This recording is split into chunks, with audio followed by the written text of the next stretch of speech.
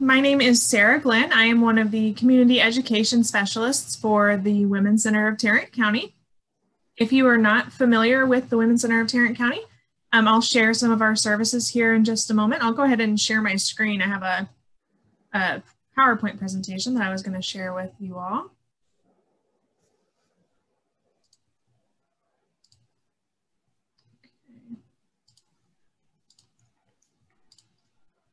All right. So we are going to be talking about how to recognize abusive relationships and healthy as opposed to healthy relationships. So we are going to talk a little bit about abusive relationships, since October is Domestic Violence Awareness Month, but also want to end it on more of a positive note by bringing in how do we create and recognize when a relationship is actually healthy, rather than just focusing on the negative aspect of it. So now at the Women's Center, we are grant funded. Part of our funding comes from the Office of Violence Against Women, as well as the Department of Justice. And what I'm really grateful for them for allowing us to, continue to provide services virtually during this COVID-19 pandemic. But I do want to let you all know that anything that you see in this presentation are the opinions or findings that the Women's Center has compiled and does not necessarily reflect the views of our funders. Okay, so I'll just really quickly go over some of the services at the Women's Center. So we are located on the corner of Hemphill and Allen in Fort Worth, so right around the corner from John Peter Smith Hospital. And we also have a satellite office in Arlington for some of our services. We have three main departments. We have an employment solutions department, which is aimed at trying to help people find a job or find a better paying job. We also have volunteers in that program who, once people are placed in employment, they can try to help them make their dollars go a little bit further. We have classes on credit management or credit repair, budgeting, saving for a home, career coaching, all sorts of really cool stuff in that department. Right now, we are offering all of our services virtually. So at the end, I'll have some contact information. If anybody is interested in getting involved in any of our services, please feel free to reach out to us and we can make that happen. And also, even though our name is the Women's Center, we do provide all of our services for men, women, and children. So our general counseling department is for basic mental health needs like anxiety, depression, couples counseling, grief counseling, those types of things. That's the only service at the Women's Center that requires a fee, but it is income-based on a sliding scale. So we do accept most insurance as well as Medicaid for those services. General counseling also has a program for homeless families. We have a case manager who works at Union Gospel Mission Presbyterian Night Shelter and Arlington Life Shelter and provides services to families there, as well as a program for elderly individuals who are still living independently. We have case managers who help them battle social isolation and depression. And then we also have a legal clinic.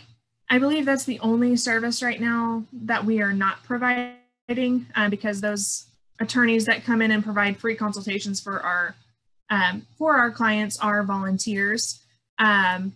And so I believe that we are not having those volunteers come in right now. But during normal times, we have a legal clinic where people can come in and find and just have a free consultation with an attorney over family law issues.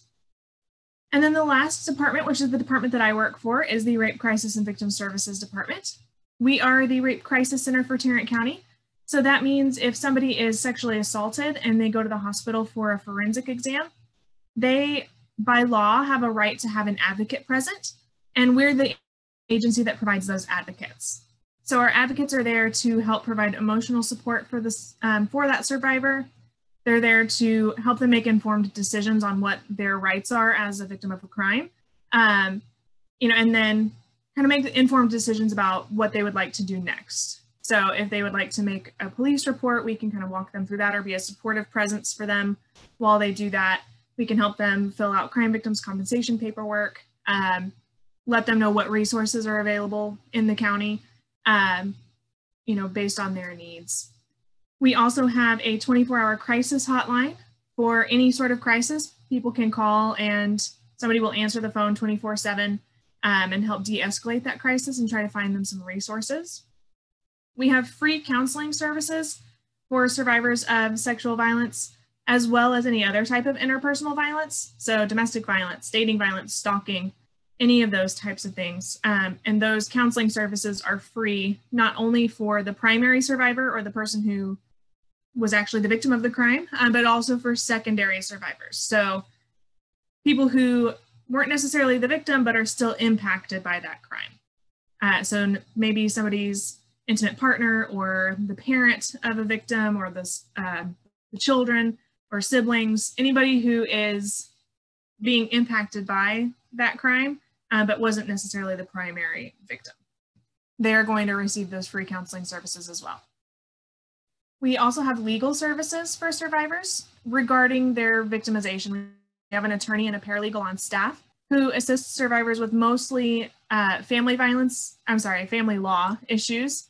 So for instance, if they need a divorce or they're having custody issues based on like a domestic violence situation or sexual violence situation, that's mostly what they deal with. But we can also provide accompaniment to criminal trials, and we can also provide some limited civil law help. All right, and then the last thing we do, it's kind of a sub-department within the Rape Crisis and Victim Services Department, is our violence prevention and education. That's what I do. We have a program for school-aged kids, pre-K through 12th grade, teaching kids how to recognize, respond to, and report things like physical and sexual abuse, dating violence, and sexual assault. And then we also provide trainings for adults and professionals throughout the community, just helping people recognize what these types of interpersonal violence are, what resources are available, and then for professionals, letting them know how to interact with survivors in a trauma-informed way.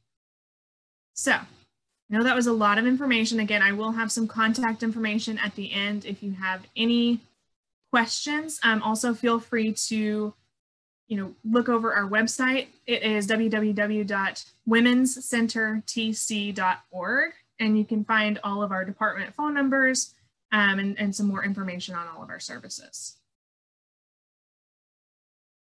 Okay, so we are going to have a few things that we're going to talk about today: defining dating violence and family violence according to Texas Family Code, identifying indicators of abusive relationships, exploring contributing factors and root causes of abusive relationships. Again, because October is Domestic Violence Awareness Month, so we want to make sure that we are raising that awareness and hopefully helping people recognize these abusive relationships before they get too dangerous. And then at the end, try to end on a positive note and discuss some characteristics of healthy relationships. Okay, so what is intimate partner violence? Since we don't have anybody with us today, I'll just kind of go through this and answer my own questions. But under Texas Family Code, family violence is an act by a member of a family or household against another member of a family or household that is intended to result in physical harm, bodily injury, assault, or sexual assault, or it's the threat of one of those things, right? It places that member of the family or household in fear of imminent physical harm, bodily injury, assault, or sexual assault. But this does not include defensive measures to protect oneself. So, for instance, if somebody is being battered and they then, pick up a weapon and defend themselves, they should not be charged with family violence, the person who's defending themselves. Okay. Teen dating violence, it's basically the same, just looking at dating relationships rather than people who are cohabitating or are married or in the same family or household. But there is a separate law under Family Code Section 71.0021.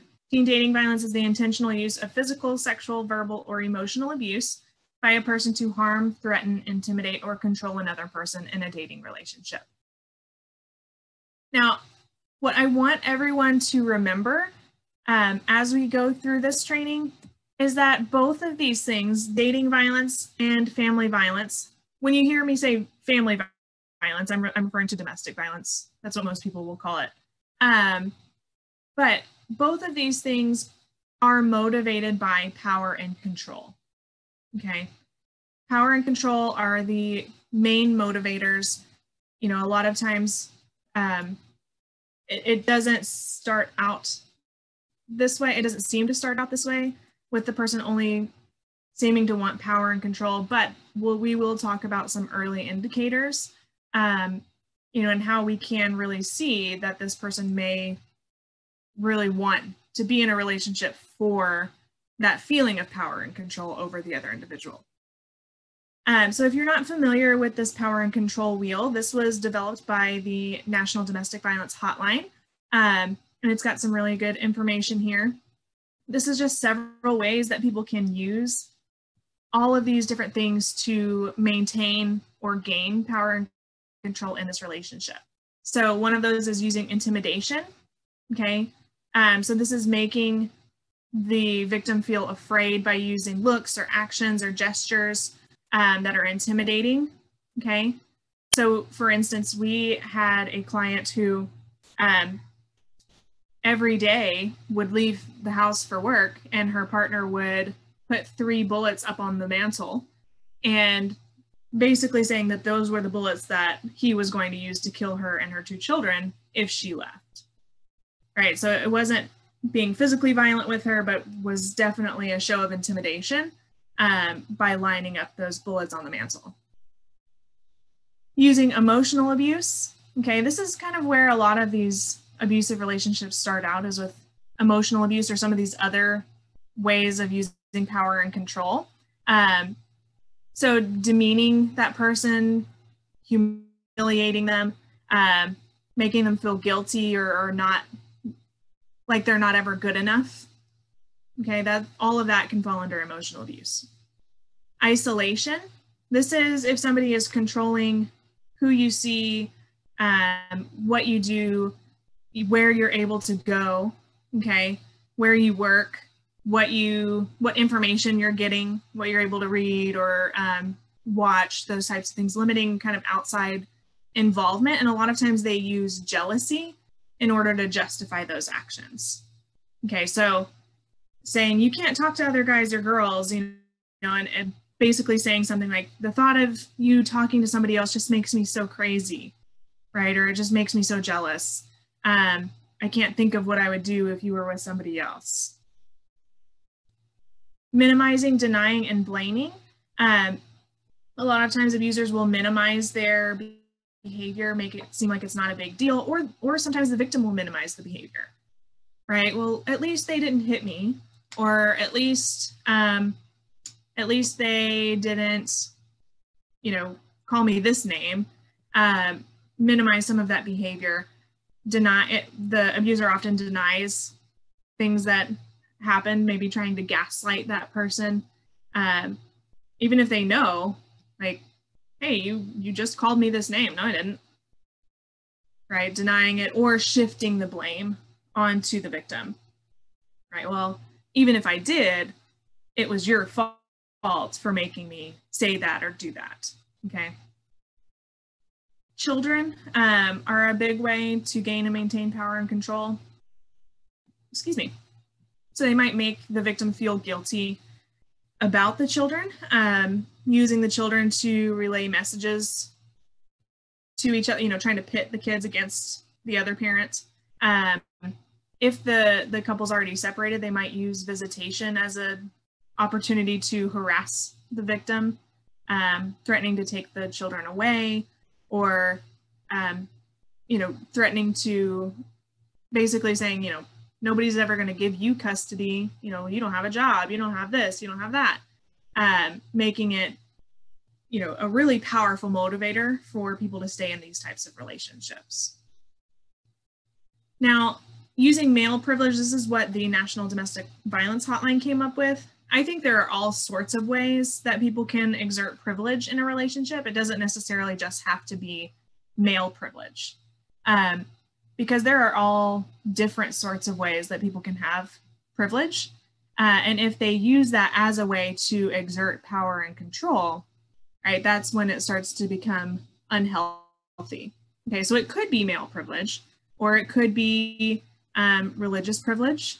In an LGBTQ relationship, it could be maybe one person is out and the other person is not, and so they threaten to out their partner, right? And using a little bit more of that privilege to, gain that power and control.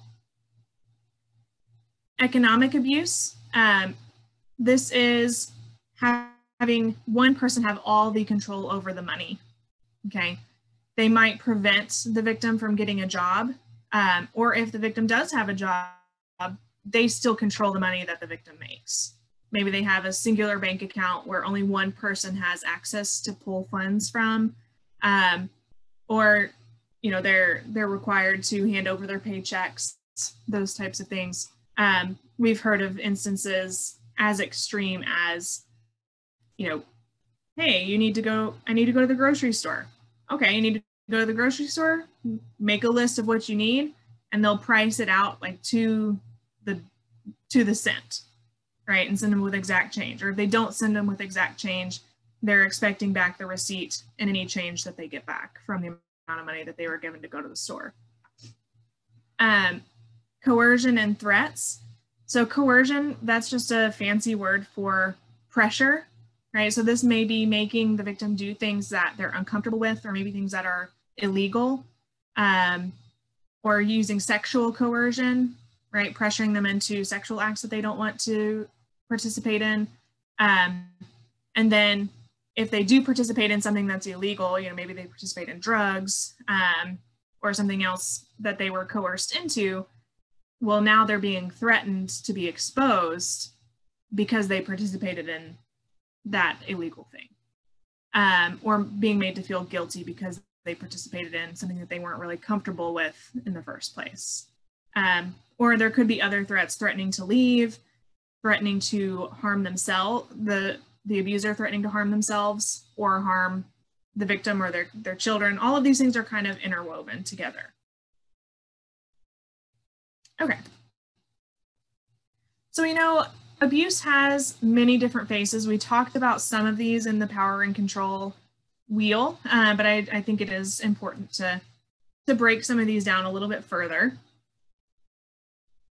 So if we have verbal and emotional abuse, a lot of times this is where abusive relationships start, right? They start with that emotional or verbal abuse, and then gradually move into more physical or sexual abuse being perpetrated in that relationship. So again, this is name calling or put downs. They're controlling what you wear, what you do, where you go, who you see, intentionally embarrassing you in public or in front of their friends, threatening to harm themselves or their partner, starting rumors about you, all of those different things.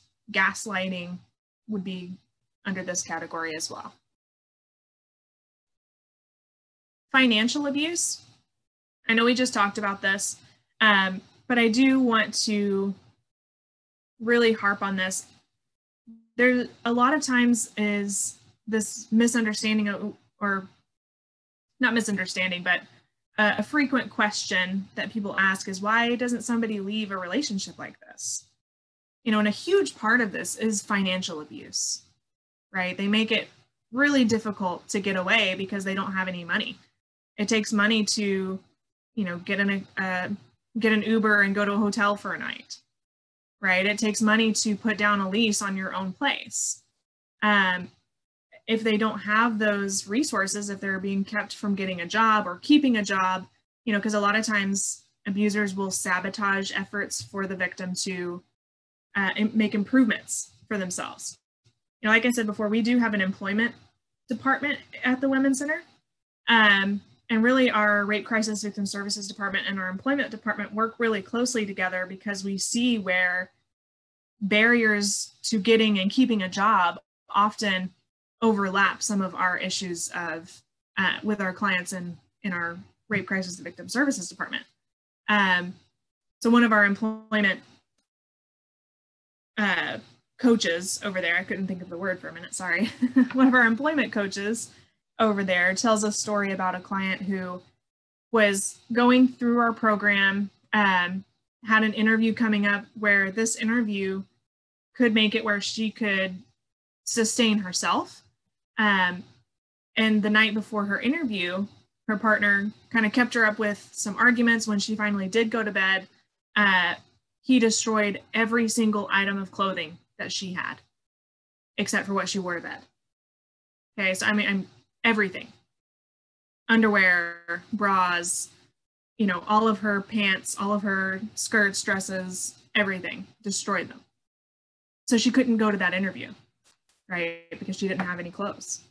And a lot of times they'll do things like that, you know, to keep that victim from making improvements, you know, self-improvements. Okay. And then it can escalate from there, right, into physical abuse.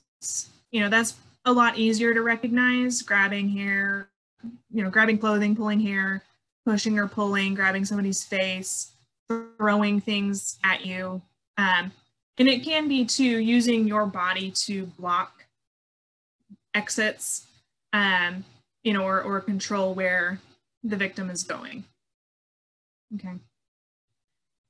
Now we know about 1 in 4 women and 1 in 7 men have experienced severe physical violence by an intimate partner in their lifetime.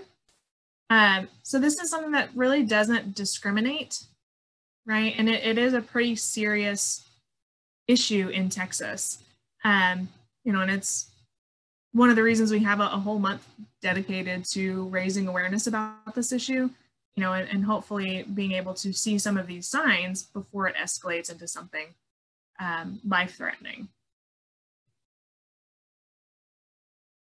So sexual abuse, this is any unwanted sexual activity, right? It can range from just unwanted kissing or touching, right, all the way up to rape or attempted rape, okay?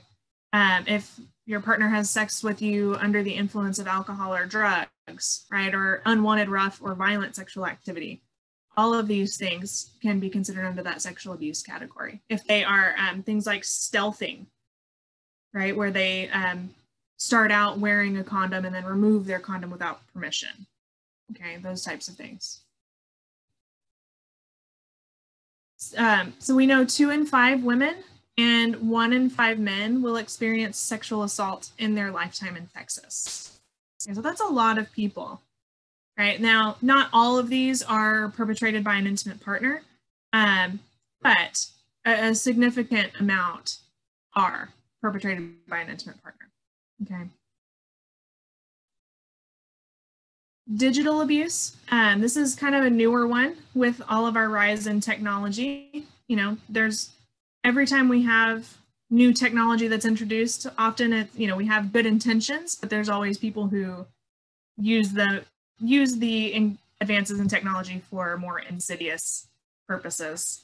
So some of the more common ways that we see digital abuse happening is kind of that isolation piece, right? That telling our partner who they can or can't be friends with on social media, insisting on having passwords to their partner's social media or their phone password or their email password, those types of things, making derogatory comments about their partner on social media, looking through their partner's phones. And then when it gets really insidious is when they start using apps or other software to keep tabs on their partner. So downloading things like spyware onto their partner's phone.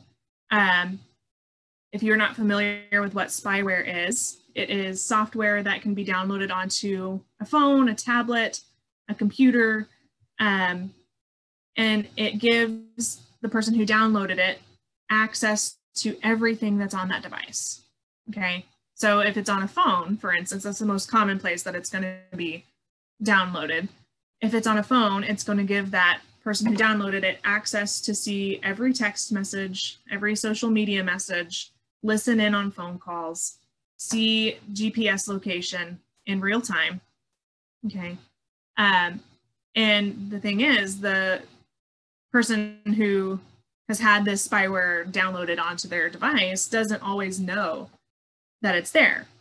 right? There's not a big flashy icon that says you have spyware on your phone. Okay. If you think that is something that may have happened to you, right, the best thing to do is to back up your photos and your personal information, but then do a factory reset on your phone or your whatever device it is that you think may have been compromised. So when you do that, don't like upload all of your apps into the cloud and then re-download them back onto your device, because that will just re-download that app back onto your device. Okay. Make sure to do a factory reset and then re-download all of your apps one by one. Okay.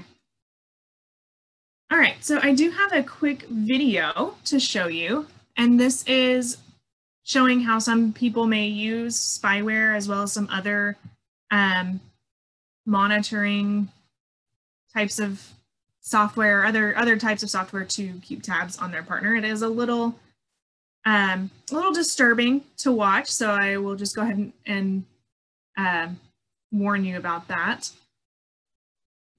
But let me go ahead and do that.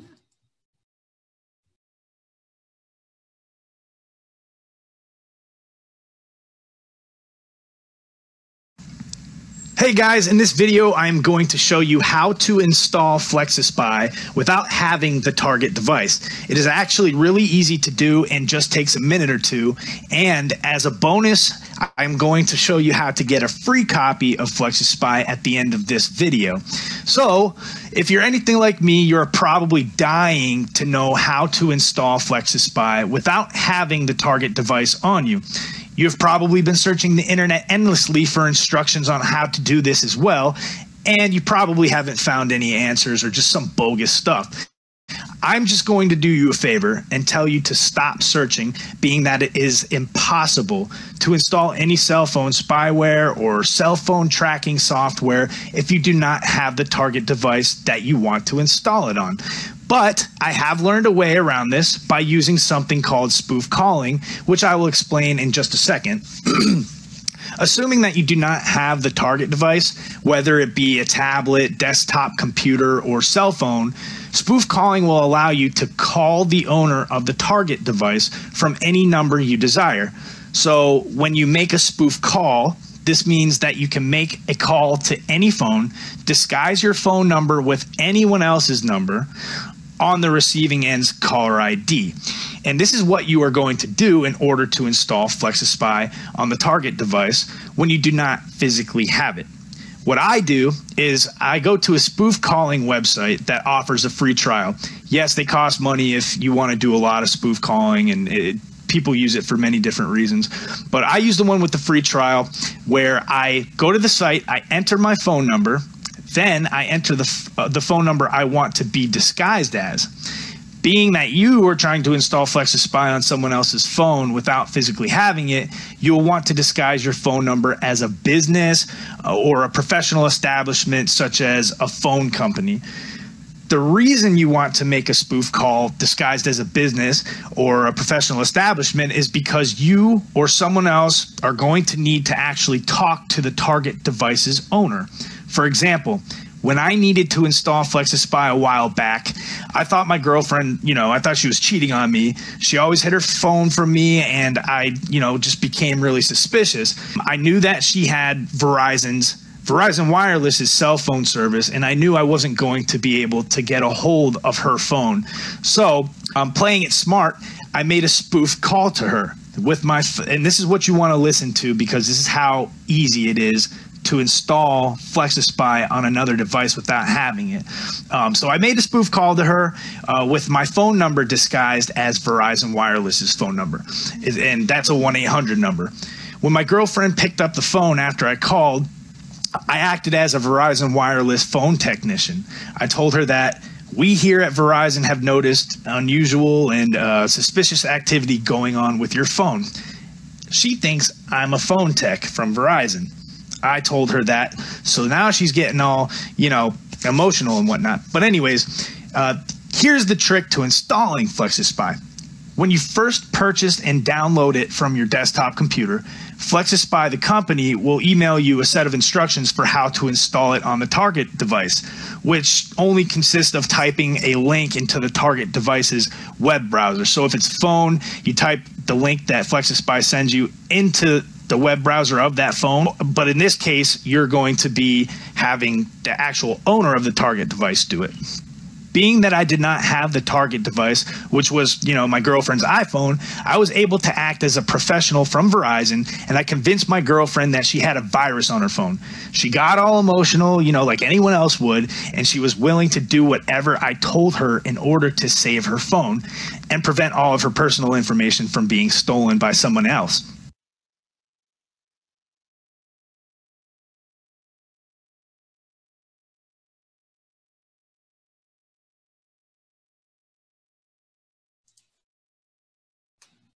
Gotta always remember to unmute. Whoops, I went backwards. Okay, let's keep going. So, just so you guys are aware, in Texas, this past legislative session, spoof calling for reasons like this did become illegal.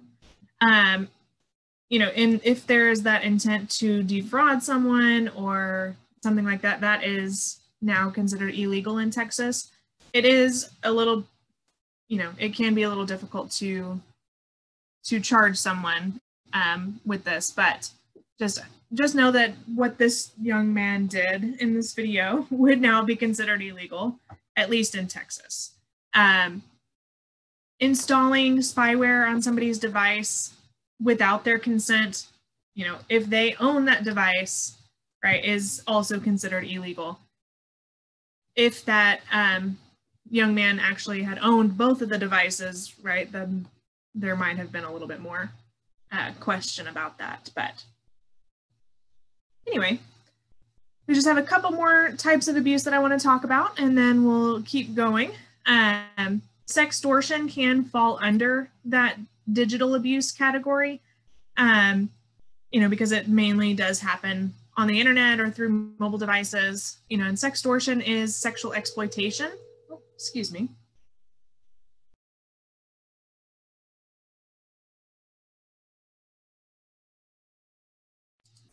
Forgot to put my phone on Do Not Disturb. Sorry about that.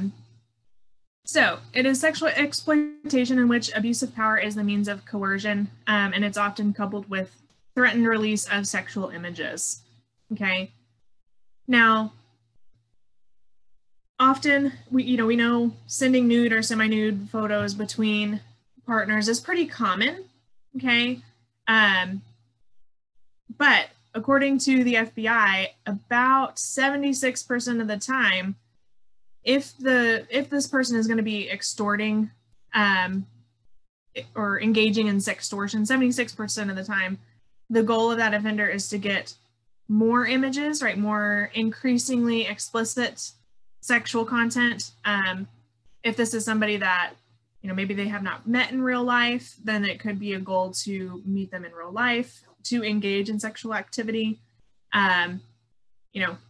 So this becomes more problematic when we're talking about minors, right? Seeing this, because we do see this happen a lot with minors, and have seen this as an entry point into things like sex trafficking, because if they send that photo or video, and now the person who received it is threatening to release it if they don't comply, often that can be an entry point into things like sex trafficking or other illegal activity. So just something to be aware about.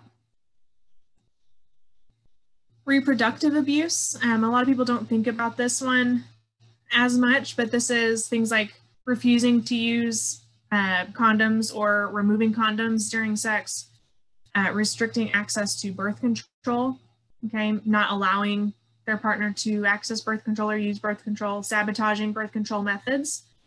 So that can be things like poking holes in condoms or lying about being on birth control, right? If they say, yes, I'm on the pill, and they're really not. Or yes, I have this form of birth control, and they really don't. Forcing someone into a pregnancy or an abortion is also considered under that reproductive abuse. And again, just remember, all of those things are ways to gain and maintain power and control.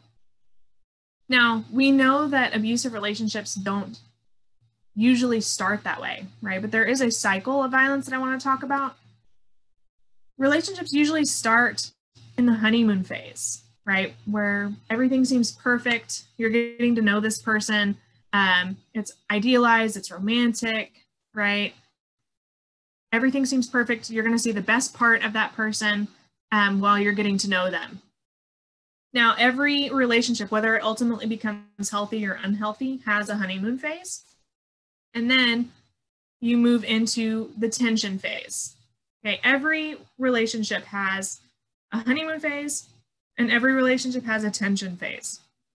Now, tension phase in an unhealthy or an abusive relationship, where that starts to feel a little different, is feeling like they're walking on eggshells or feeling like they can never do anything right. You might start to feel like you're being isolated from your friends and family. There's that humiliation and jealousy starting to creep in that tension building phase. So they really are trying to avoid explosive situations. And often you can identify the tension phase more after there's already been an explosion. But things to look out for in that tension phase would definitely be things like isolation, coercion, humiliation, and jealousy. If those things start to happen, being able to take a good look at that relationship and saying, is this ultimately going to be a healthy relationship for me to be a part of? Now, healthy relationships, right, they can move forward from that tension, disagreements, and arguments by using compromise and healthy communication, which we'll talk about here in a little bit. But one of the things that we can start to see early on is if people are circling back to the same argument over and over and over and over again, that means they're not communicating effectively and resolving that tension. Okay, so it can ultimately build up and cause an explosion. So that's kind of a little bit of the difference. When you feel, like that tension is building up to an explosion, that may be a little bit more unhealthy versus being able to work out the tension and disagreements with compromise, effective communication or conflict management. That might be a little bit more healthy.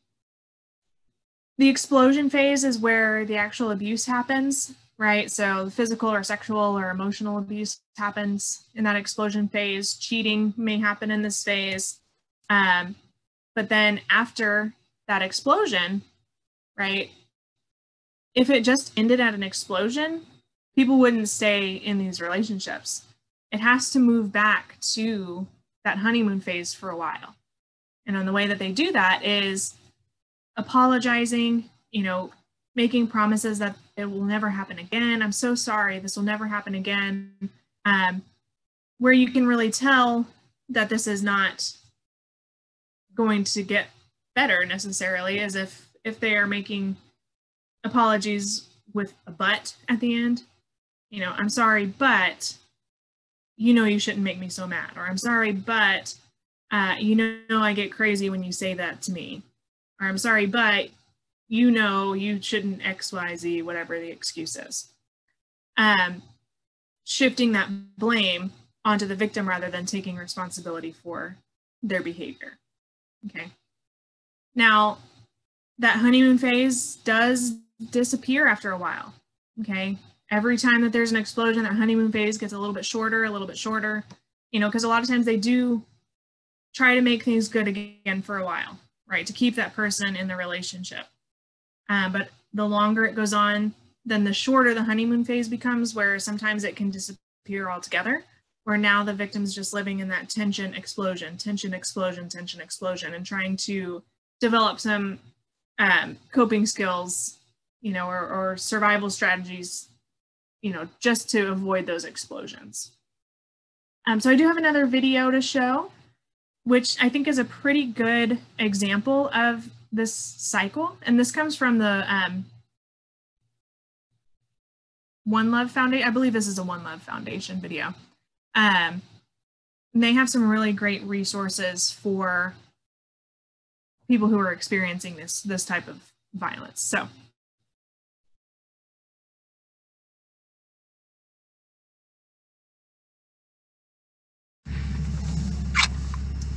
One more.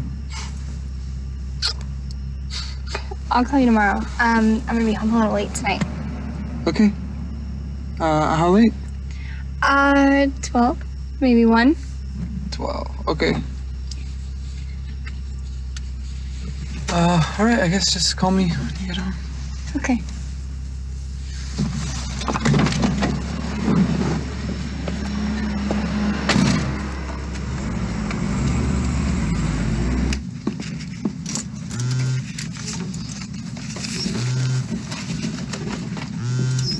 Someone's trying to get a hold of you. Yeah.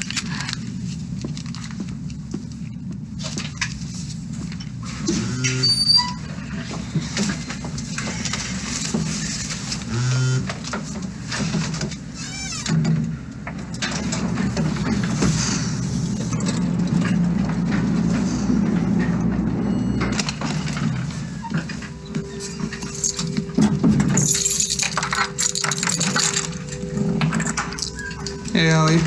Oh, hey, Seb. What are you doing? Just eating your chips. Tried calling you. Oh, I'm sorry. I just got your text. Where was your phone? It was in my bag. Didn't you hear it? Well, I just got the text when I walked in. It can't be that hard to pick up your phone, Allie. I did let you know. Didn't let me know. I told you. I told you I was gonna be out with Katie. Was it just Katie? You're just having too much of a good time with Katie? I'm worried about where you are, and all you reply back is, I'm busy. I should have picked it up. It's your I'm sorry. phone! You always have your phone! Know what I mean? Yeah?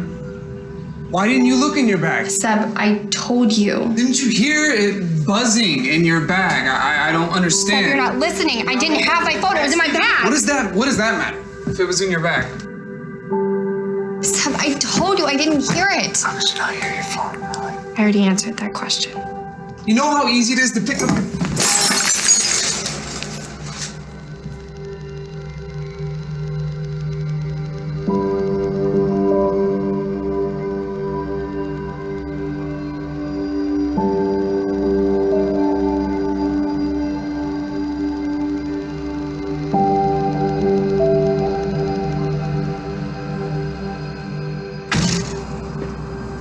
I just want to apologize for tonight.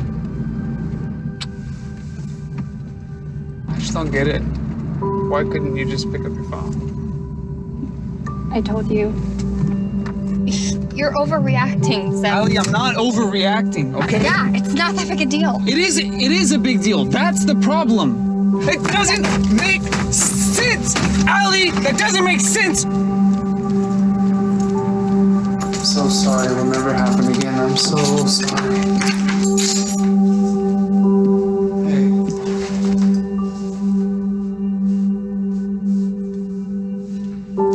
Tried calling you.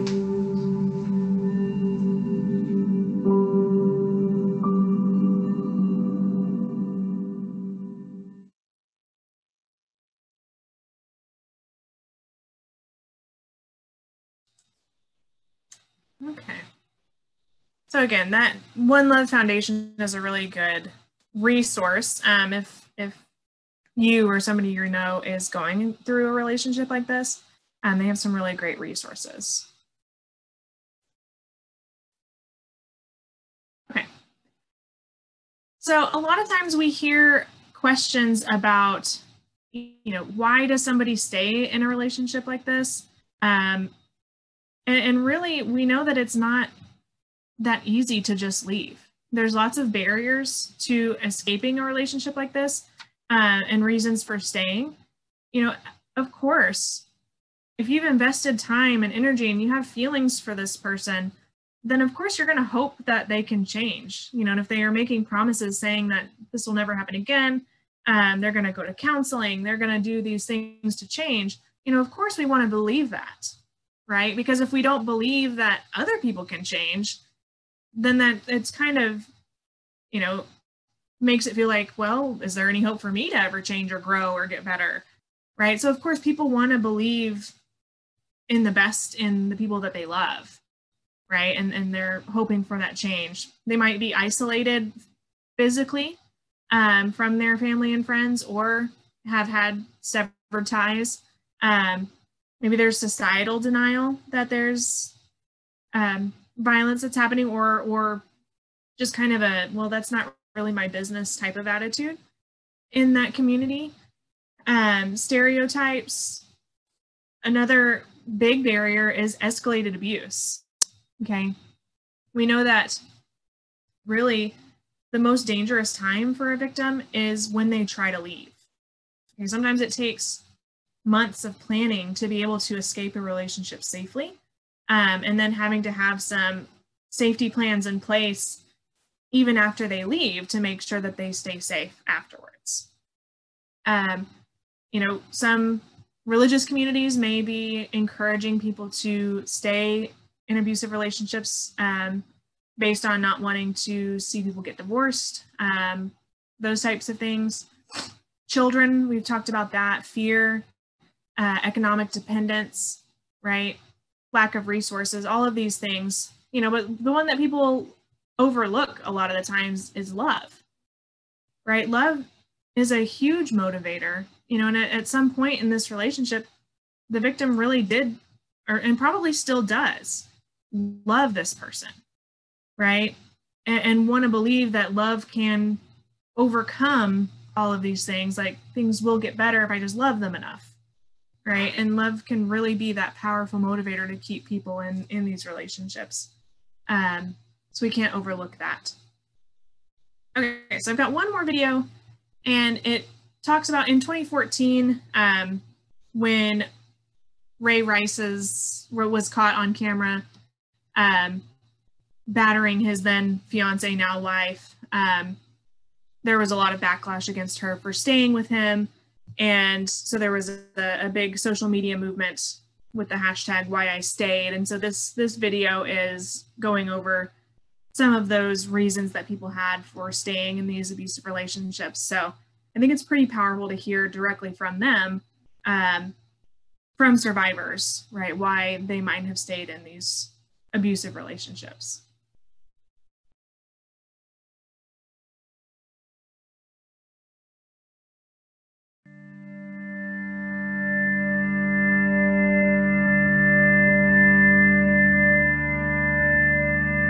It is the question that I'm asked the most.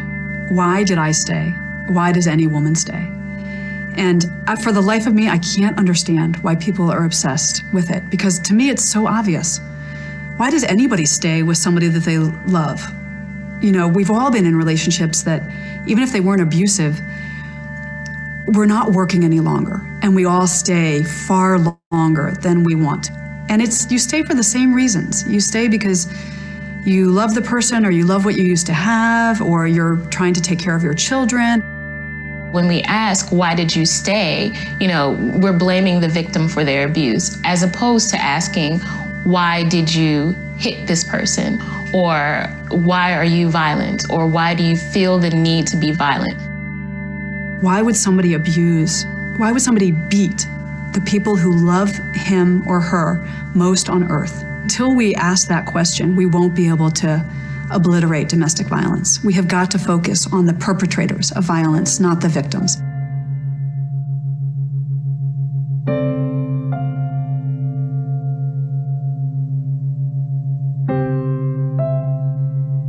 It's cliche, but he really was Prince Charming. He was very kind and sweet and nice.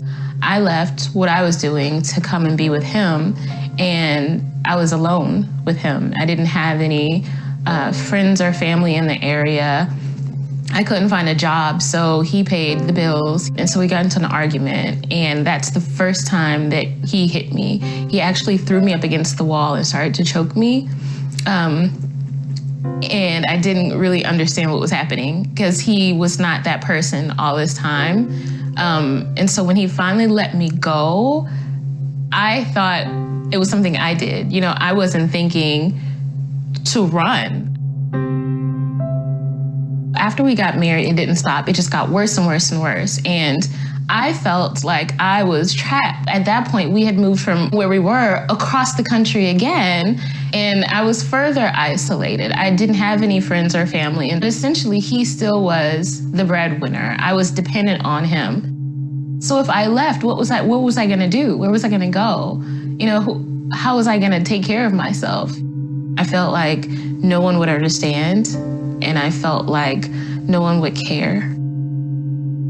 The first full-out physical attack was 5 days before the wedding. Part of me knew I had to leave him right then, that I couldn't marry somebody who had done this. But then this other part of me said, but wait, it was one time. And I told myself he'd never do it again, that I was sure he was very sorry, and I didn't leave. I married him. You stayed with this guy. Yeah, I didn't have a choice. I mean, he told me, and I absolutely, you know, that's the part that always it's so interesting to me. When it's like, you know, the standard question: why did you leave? Why did you leave? Why did you leave? Well, he was trained by the United States Marine Corps to hunt people down and kill them, and he told me if I left, he would hunt me down and kill me. That's why I didn't leave. I used to pull what he would call my disappearing acts, and that would be I would, you know, get the boys and get out, because it just was getting too intense. But I would always go back because at least I knew where he was. At least I knew the routine. I knew what to expect. But, you know, it's a terrible way to live, to always be looking over your shoulder. He didn't start out with being abusive. He started out with being incredibly sweet and incredibly attentive and incredibly thoughtful and incredibly kind, and saying things to me that no one had ever said, and paying attention to me in ways that no one ever had. You know, and I was really taken by it. One of the reasons why we stay is because the behavior is such a drastic change from the person we met in the beginning. And we're constantly looking for the man in the beginning instead of concentrating on the man that is in front of us. Once I understood that, then I made the decision, you know, I gotta go. This is not the same man I married. I mean, I love him, but he's gonna kill me. With every violent moment, I felt further connected to him in this kind of twisted way. I felt that, you know, we had this secret that bound us together, and that this was something big and we were working on it. And so we had to stay together until we worked it out. The violence got to a point where I realized that I could die. I had to create a plan. I had to figure out where I was gonna go and how I was gonna get there and who I was gonna reach out to for help, if there was any. I was scared. I was afraid that he would find me. I was afraid that he would be so angry that I left, that he would come after me. I couldn't just get up and walk away. And it was the most terrible feeling to know that I could leave and I still couldn't leave because I was bound by this psychological trap that I thought was love, that wasn't love. You know, I had so much denial. If you had come to me and said, are you being physically abused? You know, if my doctor had asked me, or a best friend, I would have said, no, I'm not being physically abused.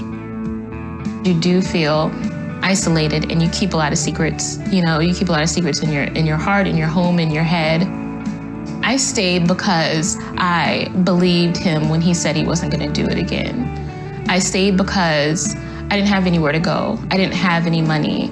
I didn't have access to any resources. I stayed because my religious community convinced me that I couldn't get divorced because God would hate me. I stayed because I loved him. You know, I stayed because he was the love of my life, and I wanted to believe that love could conquer all, including abuse.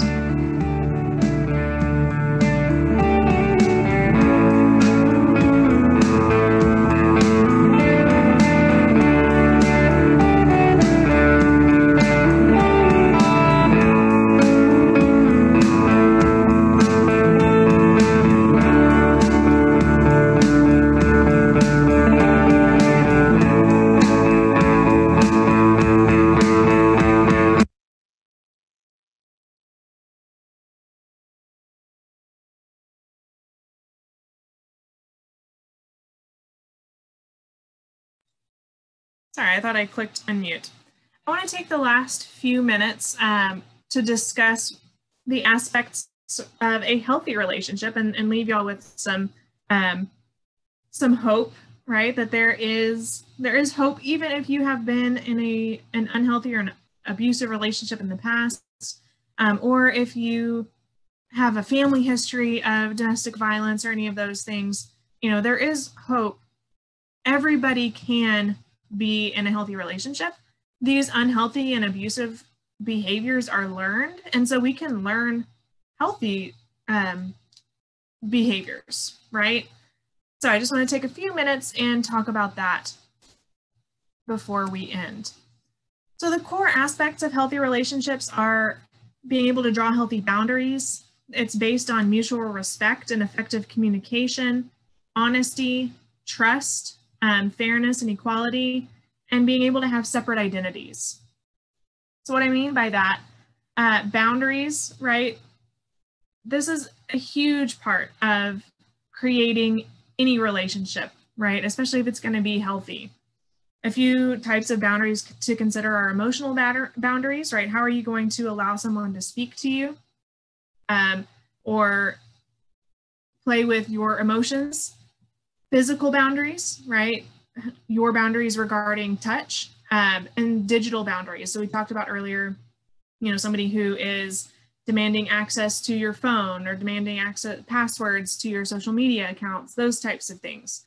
Being able to draw healthy boundaries, and if that person respects them, right, then they're probably going to be a healthy person. Healthy communication, right? So really what we're talking about is during those times when there are disagreements, because every relationship is going to have disagreements or conflict, and being able to find healthy communication in those times can be really difficult, but we want to make sure, you know, think about how do you want to be treated during the middle of an argument, right? Hopefully we want to be treated with respect, and getting into a new relationship, being able to say, hey, look, at some point we're going to disagree about something. Let's set some ground rules right now for when that happens, right? And if they break those ground rules or step over one of those boundaries that you've set that are kind of like an oh, no, right? That's, I like to call it an oh, no list. Like if they mark off something on this oh, no list, that's the end. But some healthy communication tips for during those times of disagreement or conflict, you know, find the right time to talk to them. If you feel like you're really heated or distracted or stressed or in a rush, that may not be the best time to address that situation. Make sure you find the right time. Maybe even consider scheduling a time to talk if you're both really busy. Talking face to face can be, you know, trying to avoid serious matters in writing or in text because those lack, you know, the tone and a lot of the other nuance of a face-to-face conversation. Trying not to attack that person, okay? Even when we mean well, right? Sometimes we can come across as harsh because of our word choice. If we start off things with like, you, blah, blah, blah, blah, you know, that can sound attacking. So instead, trying to use I statements instead of you statements can be really helpful. Identifying how a situation made you feel right? So for an example, saying something like, I feel like we haven't been as close lately, right? Instead of saying you've been distant with me. That can make all the difference in having that healthy communication. Being honest, right? Sometimes the truth hurts, but making sure that we can admit when we are making a mistake, apologizing if we need to, instead of making excuses for our behavior, okay? And sometimes being honest can be difficult, right? It can be difficult to be honest about how we're feeling about a situation, and using those I statements can be difficult to come up with. Checking our body language, right? Let your partner know that you're really listening, giving them your full attention, right? Sit up, face them, make eye contact. Try not to take phone calls or play text or play video games while you're talking to them. Show them that you respect them by listening and responding, maybe paraphrasing what they said to make sure that you understood it properly. And then the 48-hour rule, you can do this. You don't have to. If your partner does something that makes you angry, you do need to tell them about it, right? If you don't have to do it right away, right? If you're really angry about it, feel like you need to cool off, so that you aren't hurtful, right? You can do that. But if you're still hurt by it 48 hours later, definitely say something about it, okay? All right. Honesty, we said before, making sure that we're communicating our feelings in a respectful way. And that honesty is needed to be able to build that trust in a relationship, and making sure that we can admit when we're making mistakes instead of making those excuses. Fairness and equality, right? Making sure that there's a balance of work in a household, and that there's not one person who is taking on a majority of the work. And this doesn't always have to be 50-50. Okay, there may be times when one person has to take a little bit more because of circumstances. For instance, one of the best examples I can give is whenever I had my son, right? I had to have surgery, and at that point, my husband was working full time, having to take care of most of the things around the house, because I was recovering from surgery, right? So it doesn't always have to be 50-50. But in that situation, it is, fair because of differing circumstances. So making sure there's that balance of work, compromises, and respecting each other's opinions, and listening to when your partner says they're overwhelmed, right? If they're saying they're overwhelmed and they feel like it's too much, or they're, they need something taken off their plate, being able to say, you know what, I can help you with that, okay? And having separate identities, we're almost done.